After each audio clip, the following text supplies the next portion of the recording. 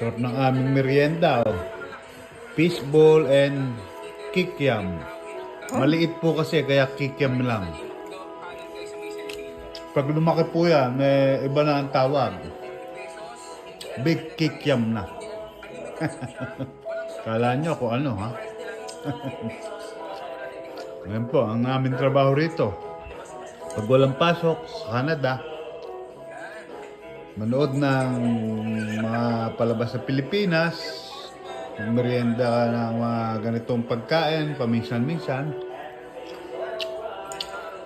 After ho nun, relax. Hindi ka buka po sa Pilipinas na lumabas ka lang ha.